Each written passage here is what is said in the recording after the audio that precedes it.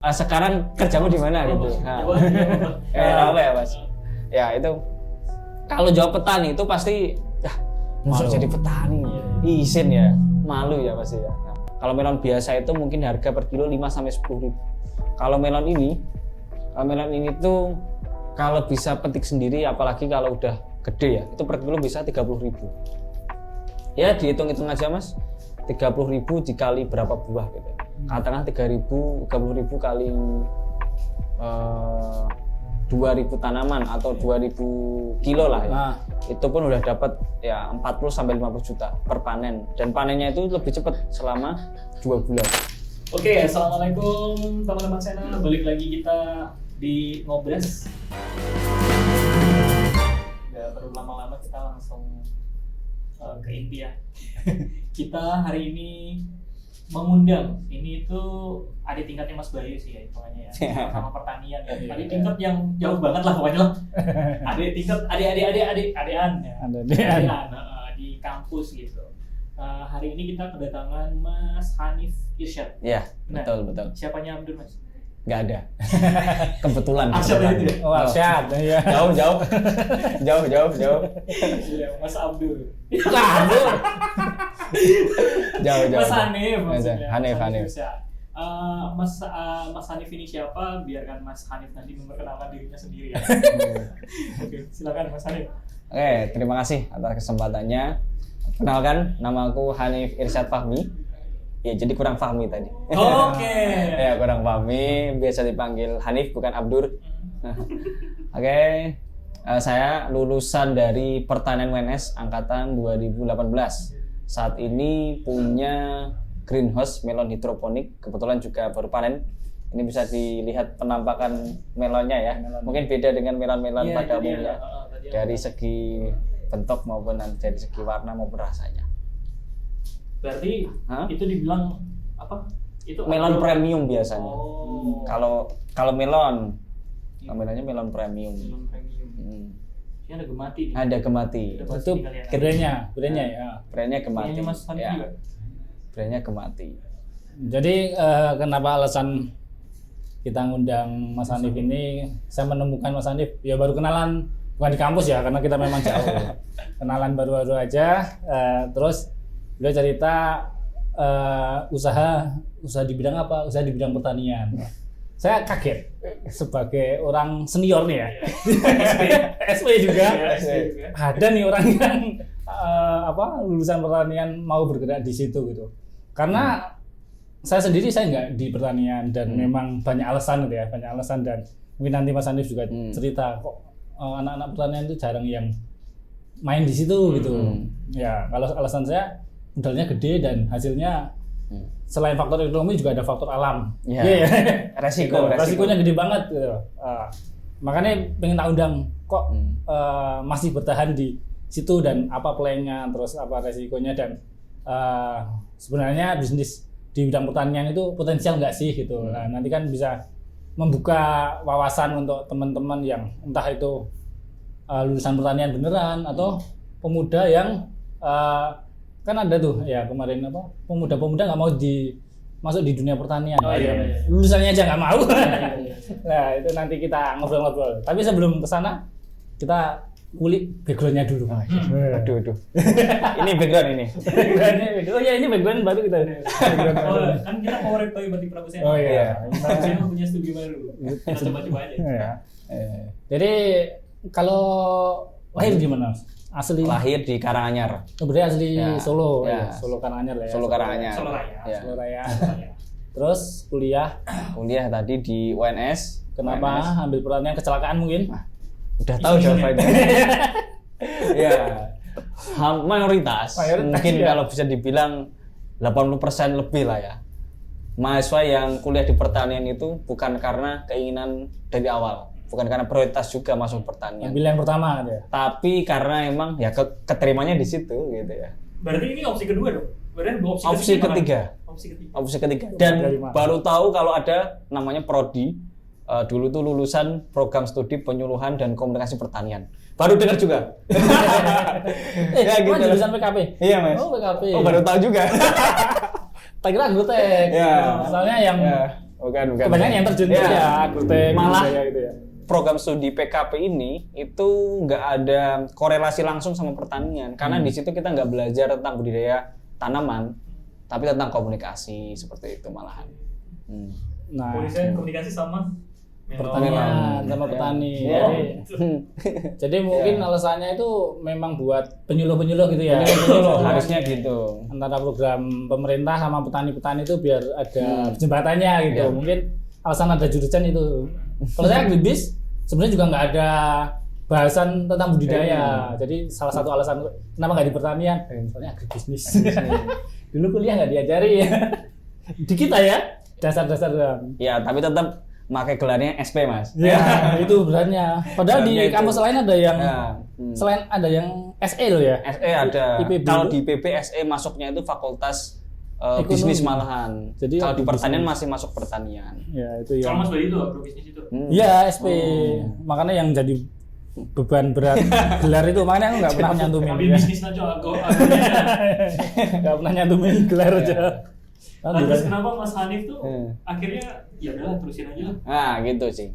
Ini aku inget pesan dari Mas Adi Bayu, nah panggilannya Mas AP, dulu juga di Pertanian UNS dan adik tingkatnya Mas Bayu juga. Oh, senior banget kayaknya ya.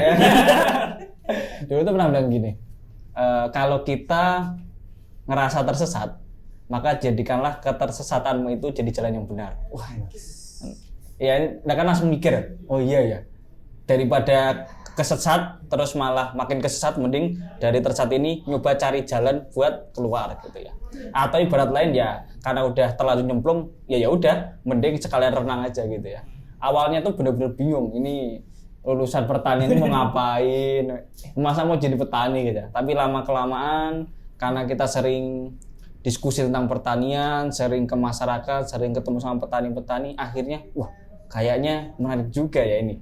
Ini bisnis pertanian karena nggak ada yang lirik terkhusus anak-anak muda. Jadi kan malah prospek ya, karena persaingannya malah lebih luas. Nah, itu yang bikin kenapa aku coba untuk menggeluti dan memperdalam terkait keilmuan di bidang pertanian, terkhusus di bidang melon.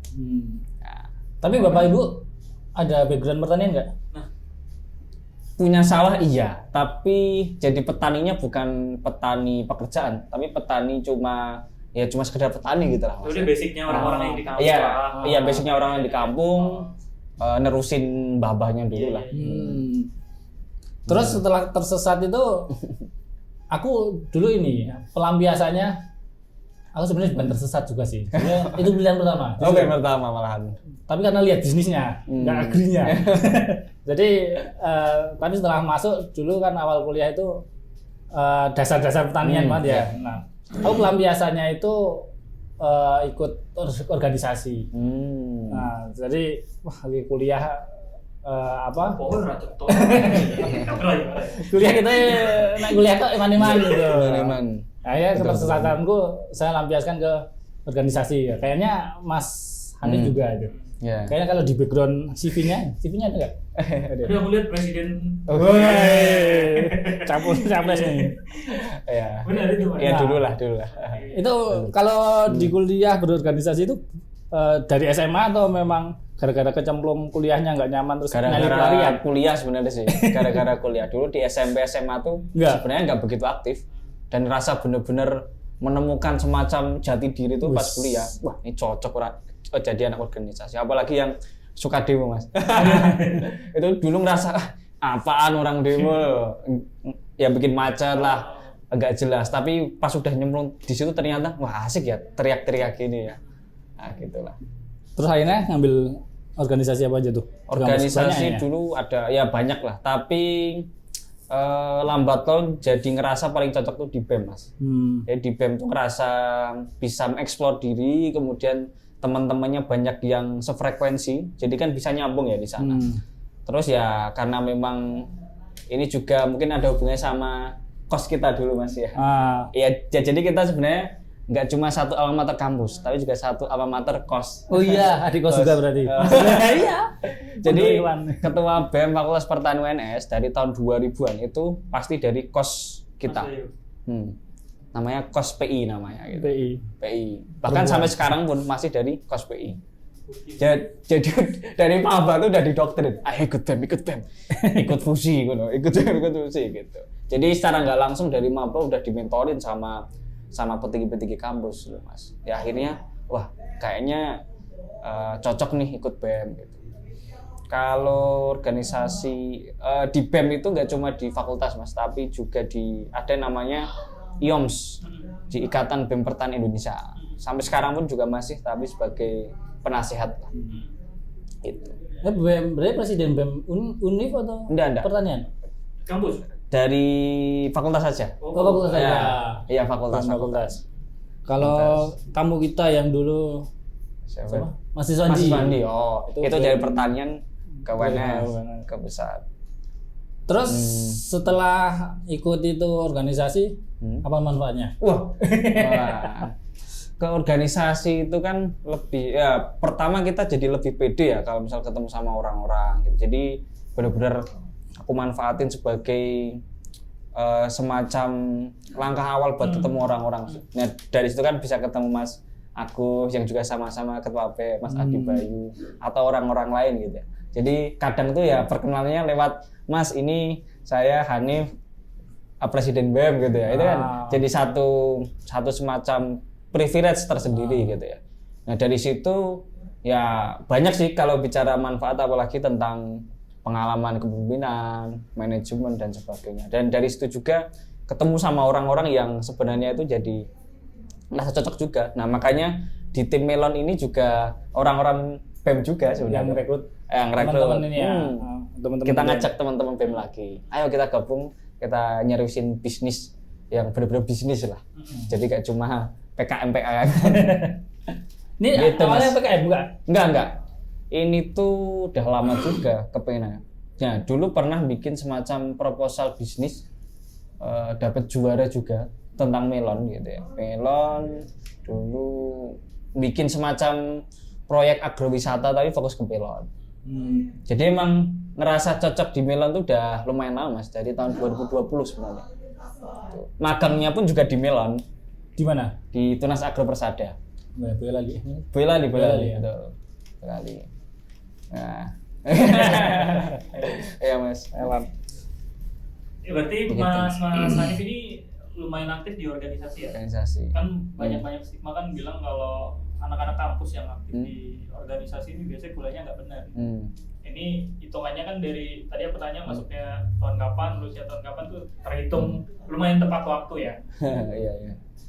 Gimana kok bisa membagi kesibukan itu di sela-sela kuliah sedangkan masih punya ini lagi? Ya. Kalau masalah membagi waktu ya karena memang sudah jadi semacam habit ya, jadi habit. Jadi kalau misal nggak ngapa-ngapain itu malah bingung. Jadi udah terbiasa sama aktivitas yang padat, apalagi kalau bicara BEM kan itu juga lumayan padat ya. Kalau bicara proker dan sebagainya. Tapi di satu sisi emang kalau bicara waktu itu jujur nggak akan ada habisnya. Tapi gimana caranya kita bisa memanage waktu itu? Kalau aku pribadi itu suka bikin semacam to-do list ya. Contoh yang ada podcast sama Mas Bayu ini udah tak masukin ke kalender gitu. Jadi hari Rabu siang harus kesini dan sebagainya. Jadi buat waktu-waktu kosongnya ya coba diisi sama aktivitas atau kerjaan yang memang belum terselesaikan misalnya gitu. Pun sama punya temen juga yang ngingetin Mas.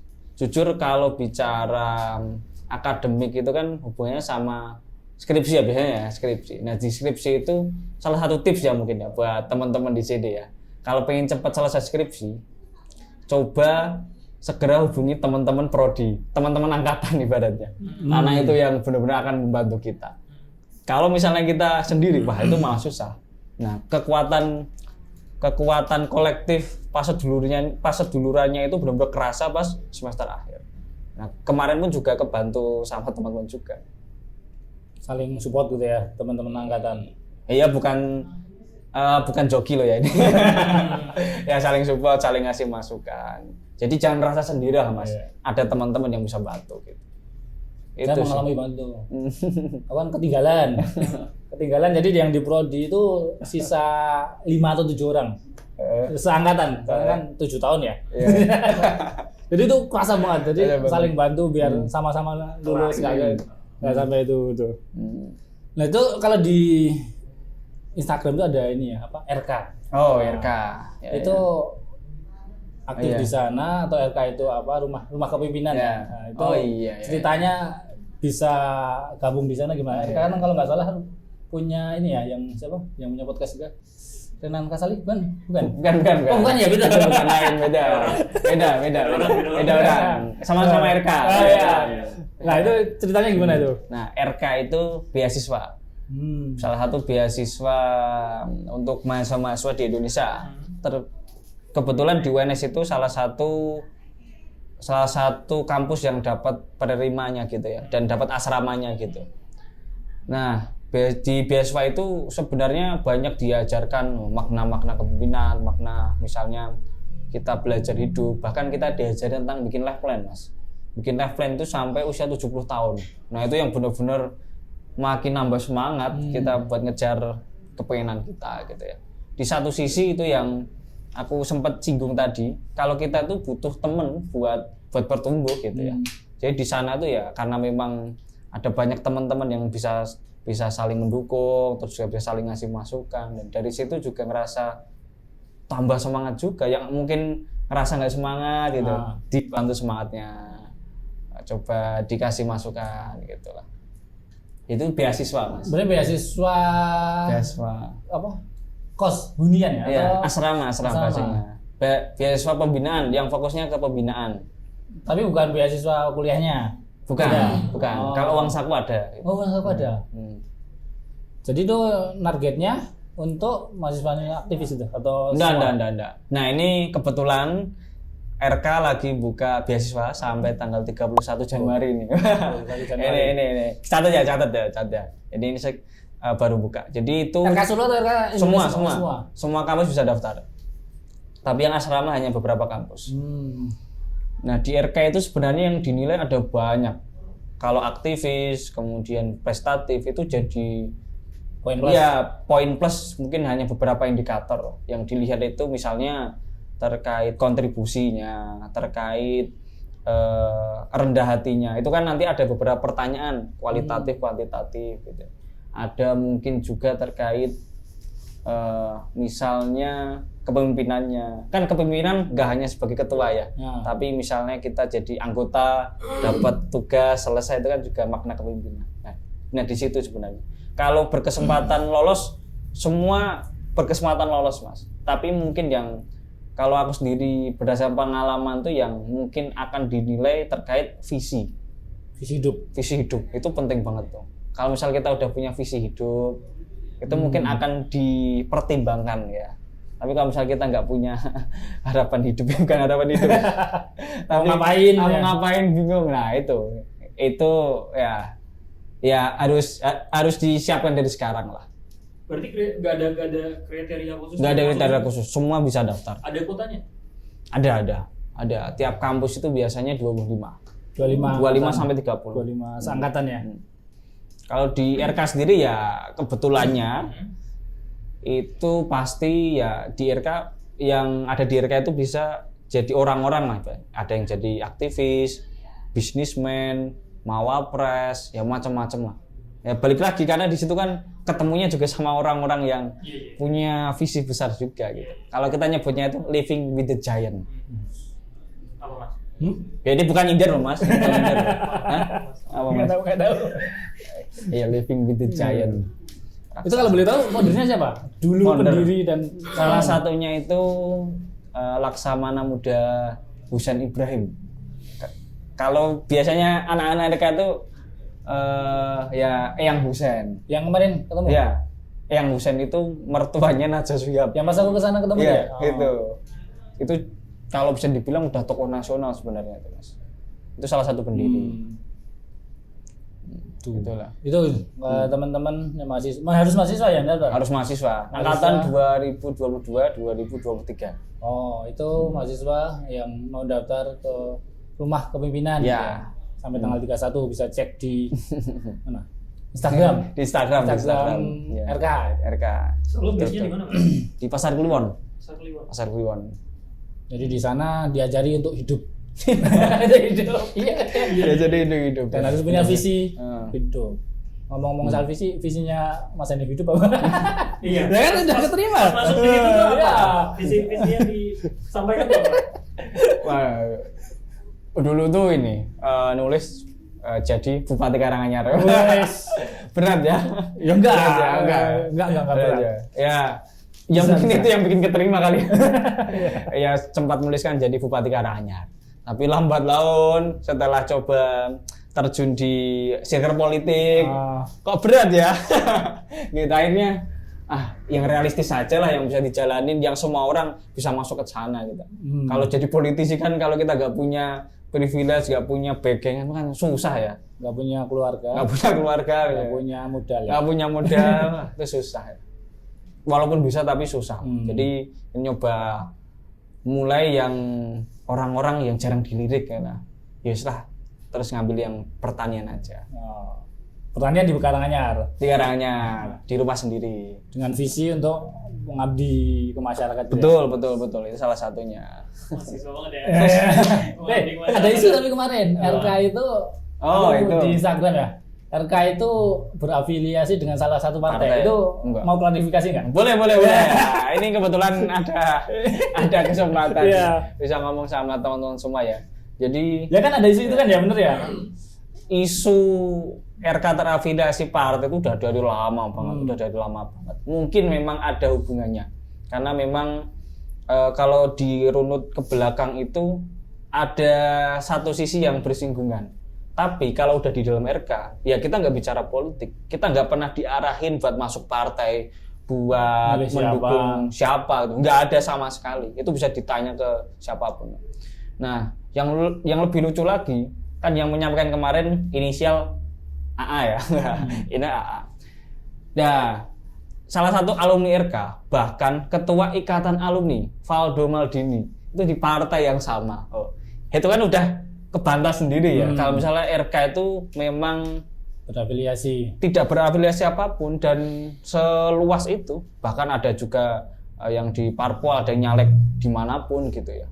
Malah kita itu diajari buat berkolaborasi, bisa dimanapun kita berada, malah di situ. Tapi yang namanya stigma yang namanya stigma isu miring atau apa itu kan ya di luar sana, apalagi pas di momen-momen politik ya. Itu pasti bakal muncul sih. Jadi enggak. Aman. Emang jadi emang alumni RK itu saya juga beberapa kenal gitu ya. Emang akhirnya memang visinya itu adalah berkontribusi ya. Entah berkontribusi, ada yang jalur politik, jalur bisnis, jalur profesional itu. Nah, sekarang kita masuk ke kontribusi Mas Hanif nih. Kita kembali lagi ke Melon.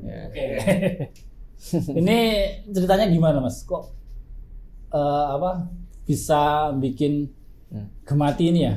Gemati ini apa? Gemati. Terus sejarahnya gimana gitu. Oke, kita bicara sejarah dulu ya. Itu Mas. bikinnya pas lulus atau udah lulus? Udah lulus Mas. Udah lulus ya. Lulus. Oh, berarti kalau sebelum lulus itu biasanya dia adalah pelarian karena susah ngerjain skripsi. Jadi kalau udah lulus itu berarti emang udah lulus. Bener-bener emang pengen fokus di situ. Pengen. Jadi itu momen titik baliknya malah pas pandemi Covid. Oh ini baru berarti ya?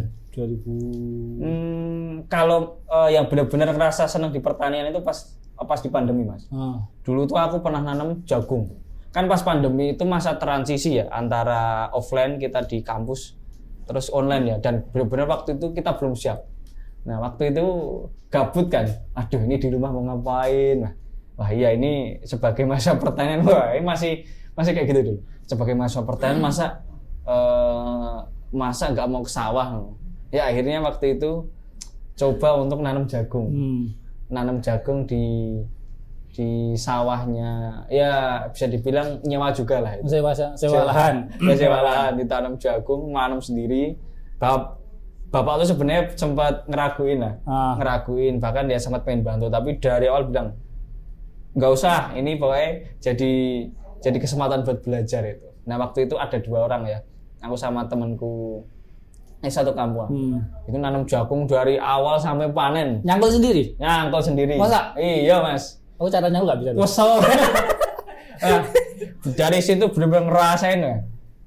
Ternyata jadi petani itu benar-benar wah luar biasa capeknya kerja keras. Lahannya berapa itu? Berapa meter? Nggak luas, 500 meter, Mas. 500 meter.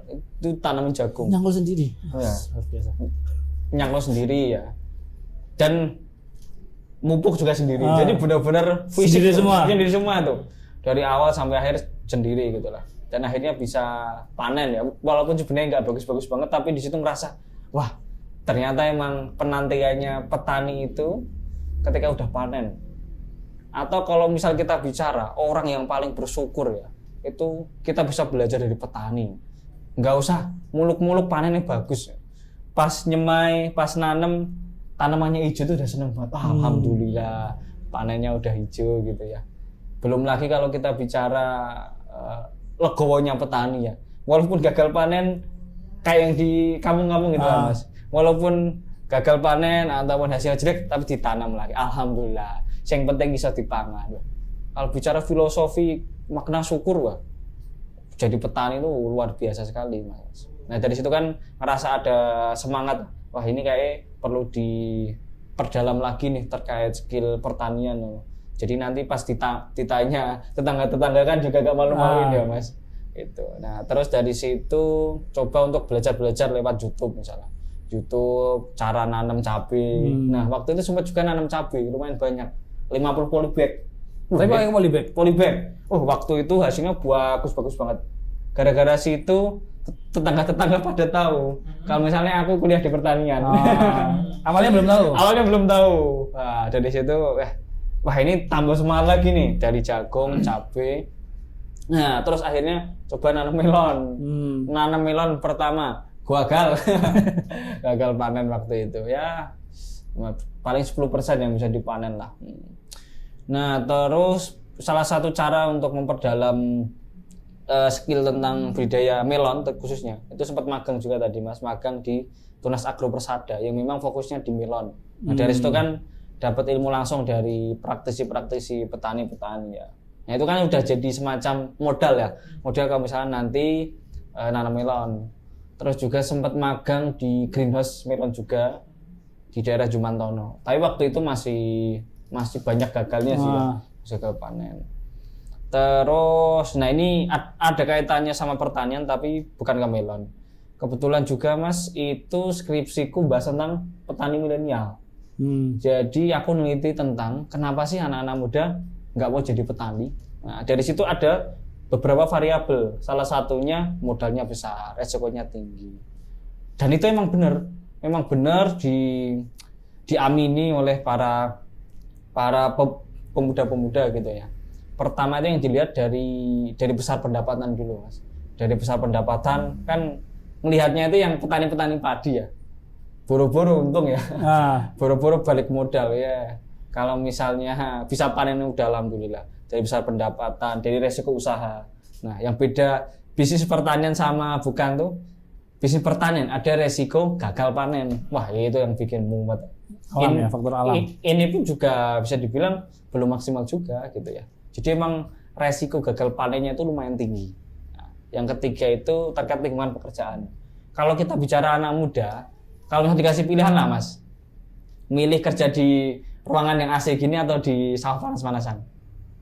Aku di sawah tapi aku ada di Jepang sana tuh. Boleh. Ya ada di Jepang. Pertaniannya Jepang gimana nih?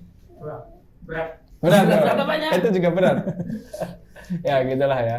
Jadi emang pas kemarin ngobrol-ngobrol itu ya mungkin hanya 1-2 orang lah yang emang benar-benar milih kerja di sawah panas-panasan, apalagi yang pekerjaan fisik ya. Yang keempat itu kaitannya sama prestis. Nah, anak-anak muda, orang-orang kampung itu kan hubungannya sama prestis juga. Misalnya ditanya, "Mas,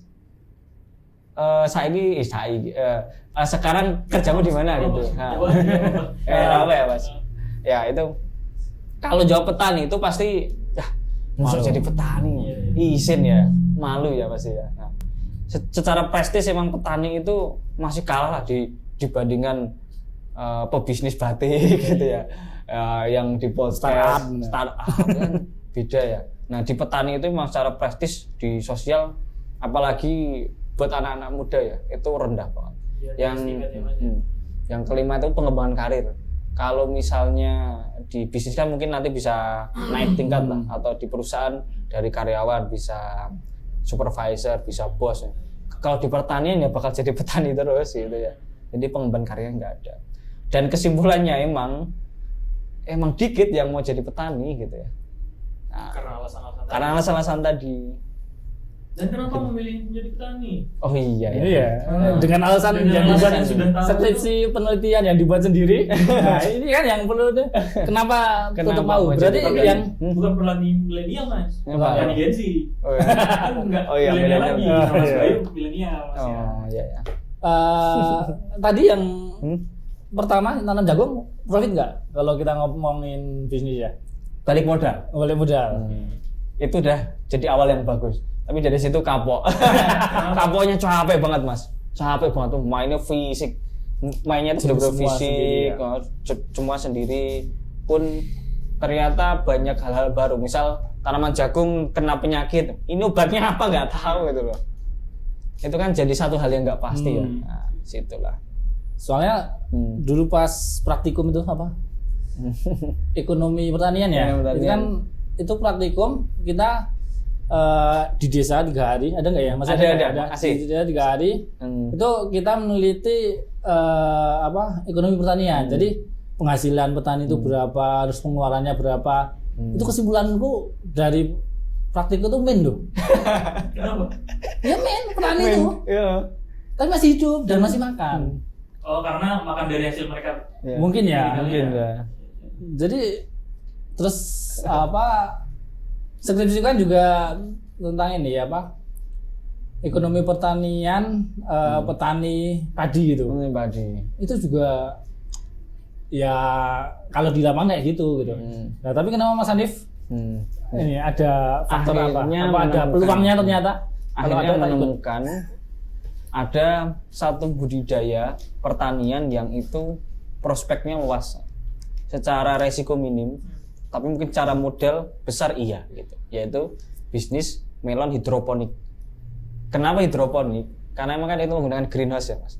Greenhouse yang rumah-rumah itu loh, yang rumah-rumah secara potensi gagal panen itu lebih kecil. Karena kan serangga-serangga nggak bisa masuk, ya? Hama-hama nggak bisa masuk, pas hujan pun nggak kehujanan, pas panas juga bisa dikurangi gitu. Jadi secara faktor alamnya bisa dikurangi gitu. Dan secara penjualan, melon tuh luar biasa sekali ya.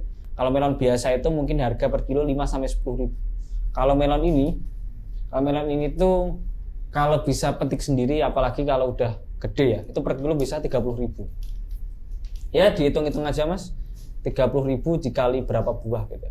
Katakan 30 ribu kali 2.000 tanaman atau 2.000 kilo lah ya. Itu pun udah dapat ya 40-50 juta per panen, dan panennya itu lebih cepat selama 2 bulan. Itu butuh berapa luas? Kalau di Gemati ini tuh kemarin nanam 1.600 tanaman. Per tanaman kira-kira 1,2 kilo lah. Hasilnya. Tapi kemarin ya dijualnya di bawah harga pasar karena pengen mengenalkan produknya dulu. Gitu. Dijual ke customer. Kemarin tuh ya ada beberapa segmentasi yang kita jadikan konsumen lah. Ada yang langsung ke pengepul yang banyak gitu. Ada juga yang kita ke customer biar langsung ngerasain ngejual melon sendiri gitu ya. Kemarin tuh kita ngejual sendiri kira-kira 500 kilo lah. Itu pun sampai sekarang masih banyak yang nanya, dan udah ada yang coba repeat order gitu. Apalagi kalau bicara di Solo, itu yang hidroponik melon baru sedikit sekali. Yang paling dekat dari sini itu di Kartosuro. Kartosuro itu ada. Hidroponik itu berarti pakai air? Pakai air. Ini pakai air berarti? Ini pakai air, ini full yang NFT. Kan ada macam-macam hidroponik. Ada yang full pakai air, ada yang pakai polybag kan itu. Ada yang di tanah juga bisa. Ini berarti yang pakai air polybag NFT ya. Itu.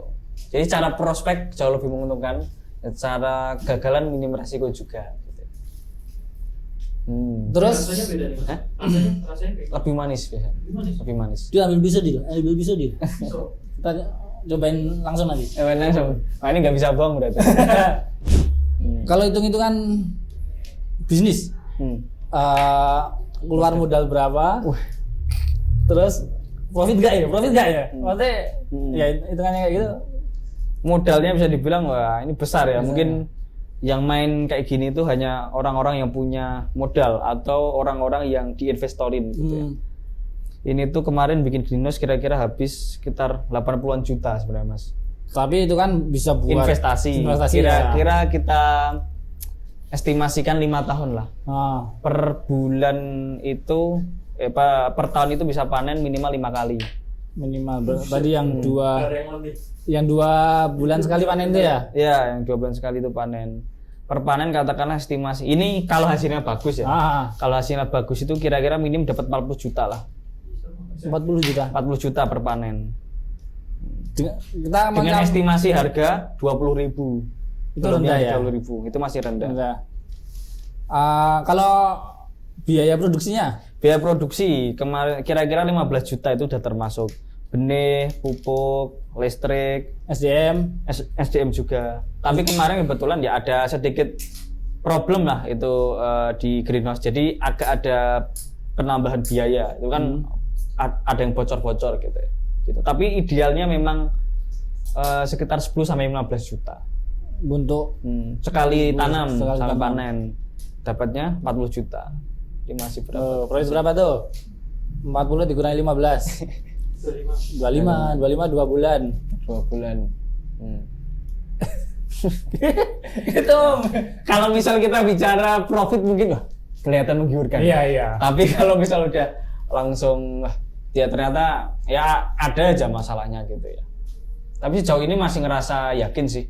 Apalagi kemarin pas ngejual sendiri itu cuma butuh beberapa jam buat bisa ngejual itu. Jualnya di mana? Sejauh ini kita mainnya bikin story dan di sekitar Solo gitu. Dan yang beli berarti jaringannya sendiri. Jaringan sendiri. Kemarin ini coba eksperimen kemarin kan masih ada sisa-sisa melon yang di kebun. Coba gelar ya apa? Bahasa gelar. Iya, ngelapa melon dijajarin satu-satu gini. Total tuh ada 20-an lah. Dijajarin, wes nggak usah kita teriak-teriak jualan, kita nggak usah persiapan jualan. Kira-kira ada yang beli nggak? Nah gitu. Itu di mana? Dijajarin di jalan apa? Di pinggir jalan. Di pinggir jalan. Aku sama temanku cuma duduk di atas motor. Emang bener-bener nggak ada niatan jualan. Wes kita biarin kira-kira ada yang tertarik. Tapi yang beta. Grade B malah. Grade B. Wes kita tunggu. Wah ini nggak ada. Wah terus selang kira-kira 5 menit lah. Ada mobil bagus lah. Ada mobil bagus itu udah maju sekitar 100 meter. Tapi mundur lagi. Kita mundur lagi. Ini melon mas. Yes. Dari situ nanya. Karena itu ada sampelnya. Itu kan ada yang ya, bisa dipotong ya. Ada yang udah dipotong. Terus pas nyobain, wah ini manis. Dari situ ternyata langsung banyak yang datang. Langsung banyak orang yang coba beli, coba ngerasain sendiri gitu ya. Dan 20 itu cuma habis dengan berapa menit gitu aja. 20 biji. Itu padahal posisi nggak ada niatan jualan apapun pun itu nggak persiapan kerasa gitu. Itu cuma pengen eksperimen kira-kira market melon itu di sekitar Solo Raya ini masih laku nggak gitu. Dan ternyata emang masih. Apalagi melon-melon yang kayak gini yang beda ya. Warnanya kelihatan beda gitu. Ini namanya melon sweetnet. Dari Thailand ini. Impor berarti bibitnya. Impor. Kamu nggak bisa buka masih. Nah, gini. Bisa mas, gini buka caranya. Diajarin nih, dari sini. Karena ini lonjong, jadi lebih enak tuh. Gini. Gitu. Terus dari sini juga. Kayak gini, set. Terus diangkat. Ya, nggak ada bijinya? Wah, melon tanpa biji. Ada. Isinya ya jadi warnanya oranye. Kayak ini ya mas ya. Ini plastik itu mas. Ya, minta tolong. Nah, biar bang bijinya ini masih fresh ya ini. Sorry. Nah, silakan dicoba sendiri. Bisa. Udah. Itu berapa? Sama kulitnya nggak mau. Jangan. Nah, tapi itu udah manis atau belum itu kurang tahu. Ini kayak udah manis deh. Ini breadnya berapa ini? Iya deh. Ayo bro.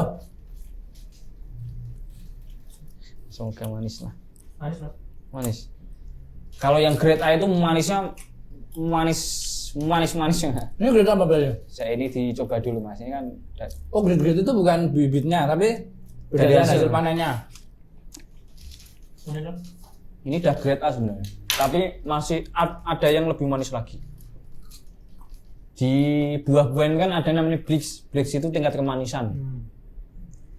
Nah, ini rata-rata melon di pasar ya. Melon di pasar itu mentok-mentok 10. Melon-melon super itu 10-12. Tapi ini tuh bisa nyampe 14-15 ya. Ini bisa dibilang belum begitu bagus sebenarnya. Tapi udah manis ya. Warnanya emang gini Mas. Ya. Kalau yang lebih matang bisa lebih pekat lagi. Kayak papaya berarti. Warnanya. Nggak nyampe kayak papaya. Mau nggak Dil? Potong diri. Review dulu Mas, review dulu. Manis. Enak. Jadi kan kata Mas Hanif ini sebenarnya belum terlalu manis atau nggak kebayang kalau yang beneran manis itu kayak apa rasanya.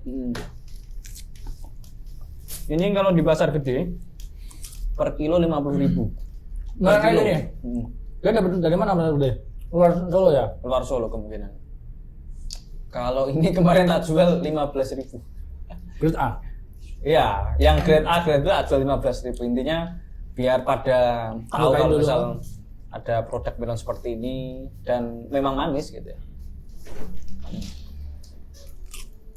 Dengan 15.000 dapat 40 juta itu tadi? Beda? Enggak. 40 juta harga berapa tuh? 40 juta itu estimasi kalau misal panennya semua bagus. Kalau semua panennya bagus dan juga dijual dengan harga 20.000. Oh. Kemarin itu ya sebenarnya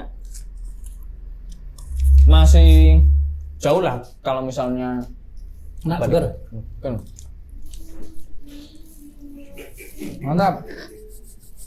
Itu tapi bijinya nggak bisa buat bibit lagi ya? Nggak Bisa, tapi ya hasilnya nggak bagus. Kualitasnya tapi ya. Nah, itu biar Kalau misalnya bisa ya perusahaan benih yang bangkrut. karena memang disengaja biar nggak bisa sengaja kayak gitu ya. Gitu. Itu tadi hitung-hitungannya bagi pemuda-pemudi yang enggan untuk terjun di dunia pertanian. Tadi hitung-hitungan kasar kita ya. Jadi investasi awal untuk greenhouse-nya itu 80 jutaan. Itu tanahnya Dengan luas sendiri ya? 600. Tanah sendiri tadi? Belum ya? Tanahnya Belum. milik sendiri berarti? Belum. Tanahnya sewa berarti? Sewa. 80 juta itu? Beda berarti? Beda. Itu nggak sewa sih. Intinya ada orang yang minjemin. Nah, berarti gitu. Minjem. Nah, berarti kalau sama sewa mungkin 100 ya? 100 itu bisa digunakan 5 tahunan. 5 tahunan. Terus untuk produksi itu untuk bangun greenhouse, hidroponik dan sebagainya ya. Terus nanti untuk produksinya bibit, terus nanam pupuk, terus orang ya ada orang ya? Ada. SDM yang menjagain, yang merawat itu kisaran 15 jutaan. 15 jutaan. Ini dipanen kalau 2 bulan dan kalau panen semua kita udah meminimalisir dengan greenhouse ya. Jadi faktor resikonya diperkecil gitu. Itu bisa dengan harga 20.000 padahal kalau di pasar 50.000 katanya. Itu bisa dapat 40 juta per panen. Jadi Dikali 5. profit kok kali 5? Oh, per tahun. Iya, per tahun.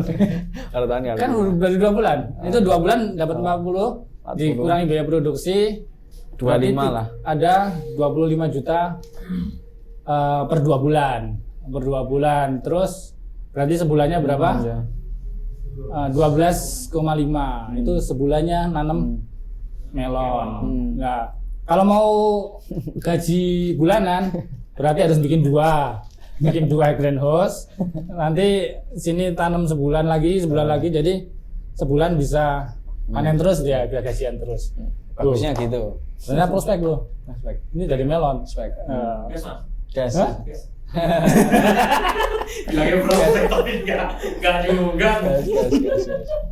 Ya yang punya lahan dan sebagainya mungkin bisa lebih. Kalau bicara lahan tuh sebenarnya banyak banget. yang nganggur ya. Nganggur. Contoh di rumahku tuh ya lahanku sendiri aja banyak yang nggak ditanemin gitu. Ya. Karena emang nggak ada yang mau ngurus gitu. Terus juga lahan-lahan pemerintah, tanah-tanah bengkok itu juga banyak. Oh iya. Iya di daerah rumahku itu sewa per tahunnya bisa murah-murah banget. Nah ini tadi masa budidaya. Ini Mas Hanif ini masih fokus di produksi ya kalau ibarat bisnis atau budidayanya. Belum dia fokus di marketingnya. Ya. Marketingnya sekarang kalau mungkin dia manfaatin TikTok Live, oh ini bisa langsung habis nih satu lahan. Iya. TikTok Live nanti berarti plannya ke depan apa nih? Ada. Nah, itu kan namanya gemati ya. Tadi kita belum ngomongin gemati. Gemati itu ada 2 makna. Pertama, kalau dari bahasa Jawa itu gematine koyo aku. Serius. Enggak. Lagi mengartikan gemati apa sih? Gemati. Kalau di lagu-lagu Jawa itu bukan ya? Ya perhatian, kasih sayang. Kasih sayang. Oh. Itu dapat inspirasinya ketika dengar lagu nih Denny Caknan, lagu nih Gilga Syahid. Kok ada kata yang menarik, gemati. Terus di otak-atik gatok. Itu gemati generasi muda bertani. Dibikin lah. Ya, cocok lagi. Jadi gemati. Nah, playnya gemati apa nih? Banyak ke depan. Setelah Sejauh ini kan memang masih ini panen pertama ya? Tanam. Ini masih trial and error ya. Kalau bisa dibilang hasilnya belum memuaskan, tapi alhamdulillahnya ya bisa dipanen lah. Ada kira-kira 1 ton lah yang udah dipanen gitu. Panen. Terus ke depan itu proyeksinya greenhouse-nya itu kan kemarin belum dibuka petik melon. Jadi ke depan mau dibikin agrowisata petik melon. Kemarin tuh pas bikin lampa itu banyak yang nungguin dan nanyain. Ini tuh kalau tahu panen kemarin ajak-ajak Mas gitu. Ini mau petik melon. Ini udah habis apa berarti? Udah habis. Telat. Mau ini aku sudah habisnya sana tuh. Itu pas juga panen, udah habis panennya. Pas nanam aja. Apanya? Ini lagi tanam. Nanamnya kira-kira Maret awal lah. Apa? Kalau mau dekat itu di Kartosura ada. Teman Mas Hanif? Enggak sih. Enggak. Kalau yang teman di Gemolong Sragen. Itu namanya juga sama kayak gitu. Kalau yang di Kartosura. Jadi itu proyeksinya bakal dibuka sebagai agrowisata petik melon. Yang kedua, kebetulan aku juga ikut komunitas di Karanganyar namanya Karanganyar Muda. Jadi itu wadah buat anak-anak muda yang mau belajar apapun gitu. Ya salah satu bidangnya ya di pertanian. Jadi itu bisa bilang bakal jadi satu semacam pilot project. Jadi buat teman-teman siapapun anak-anak muda yang ada di Karanganyar ya, terkhusus yang Karanganyar dan yang masih muda, kalau mau pengen belajar terbuka, gratis.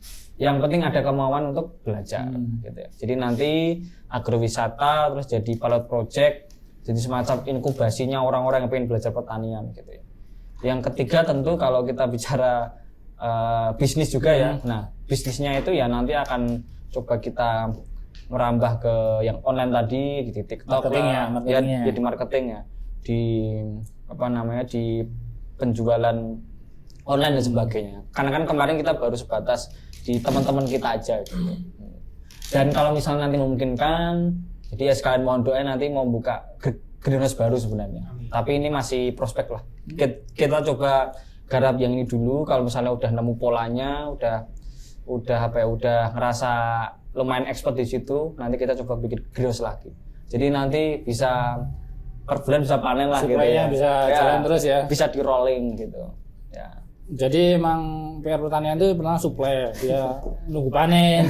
Tapi setelah panen dia juga jadi masalah. Buangnya harus cepat gitu ya kan. Benar. Kalau melon kayak gini tuh malah dicari-cari Mas. Dan melon itu buah yang tahan lama. Ini tuh bisa kalau dibiarin katakanlah 5 hari lagi tambah manis lagi. Setelah dipotong. Iya. Ini tambah manis, tambah juicy, tambah lembut. Kali ini kan agak crunchy ini ya. Agak crunchy ya. Ini kan baru 2 hari yang lalu. Tapi kedaluarsa lah apa? Enggak. Bahasanya itu masa nggak ada ya kan terus busuk-busuk lah. Enggak, Mas. Enggak sama busuk. Kalau misal buahnya bagus enggak. Ibaratnya kayak iya, Pak. Kayak fermentasi ya, kayak tape lah, Mas. Kayak tape kan makin lama kan tambah enak ya. Hah? Iya. Berarti masa jangka jualnya? Ya kalau bisa secepatnya. Tapi kalau bicara ketahanan buahnya 2 minggu pun bisa. Resiko itunya juga minimal ya.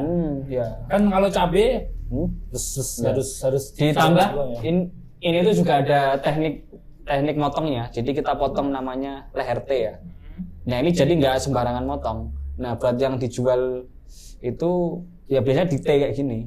Karena kalau misalnya langsung sini kan nanti bisa busuk ya sini. Nah kalau sini kan paling nggak masih ada perjalanannya panjang. Ya inilah. Ini kan nyawa ibaratnya. Kalau misalnya layu kemungkinan ini juga bakal ngaruh di sini. Gitu. Nah ini. Enak ya. Nah. Prospek tuh buat bisnis tuh yang punya uang nganggur. Yang punya uang nganggur. Ya. Open investasi nggak? Boleh. Buat para juragan, para investor kalau misalnya mau investasi greenhouse melon bisa nanti ya hubungi ya. Ya hubungi bawah ini ya. Nanti Instagramnya dikasih. Iya. Oke, itu luar biasa. Mas Bayu dong yang closing. Ini kan Udah nih. segmen pertanian. Mas Bayu yang closing. Gantian. Oke, udah ya. Obrolan kita nanti kalau pengen ngobrol-ngobrol lebih dalam lagi sama Mas Hanif bisa hubungi Instagramnya. Kalau pengen belajar, pengen ketemu bisa DM. Tadi di Gemati juga open gitu ya, open untuk belajar bagaimana budidaya melon gitu ya. Jadi hidroponik. Melon hidroponik. Kita nggak pakai pestisida, obat-obatan sama sekali. Oh berarti apa namanya? Sehat. Alami ya? Iya. Bahasanya apa sih? Ya organik.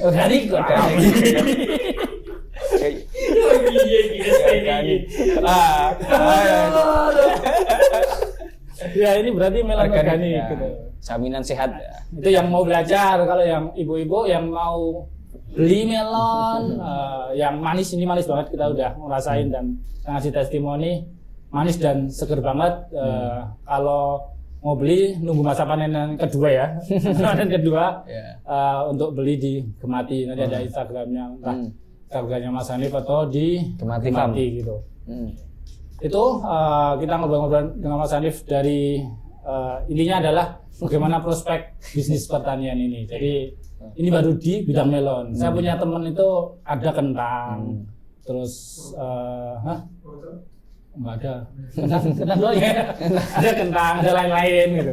Kita mungkin kapan-kapan bisa undang, tapi rumahnya jauh sih, jauh. Untuk membuka mata bagi teman-teman tentang dunia pertanian dan terutama bisnis pertanian. Dan yang kenapa pemuda tidak mau di petani yaitu Pak. Jadi nanti Bapak Presiden yang memilih. Jadi petani itu bukan bidang yang sangat resikonya yang sangat besar gitu ya. Cuan dikit, resiko besar. Tadi dengan edukasi pemuda-pemuda, dengan edukasi kuliah nanti bisa diminimalisir. Itu kepanjangan closingnya. Kalau ada ini Mas, ada kalimat penutup juga. Boleh. Closing ada dari Mas Hanif. Ya. Selama manusia belum bisa makan pasir, batu, plastik, besi, kaca, maka sampai saat itu pertanian tetap akan dibutuhkan. Gitu. Indonesia besar itu bukan karena obor besar di Jakarta, tapi karena lilin-lilin yang menyala di tiap desa. Maka pertanian ini harus tetap menjadi prioritas bagi pembangunan nasional. Gitu. Apalagi kalau misal kita bicara pemuda, jangan malu untuk jadi petani. Karena memang dengan kita menjadi petani, kita secara tidak langsung berkontribusi untuk menjaga kelangsungan alam dan kelangsungan negeri. Ayo jadi petani. Ayo.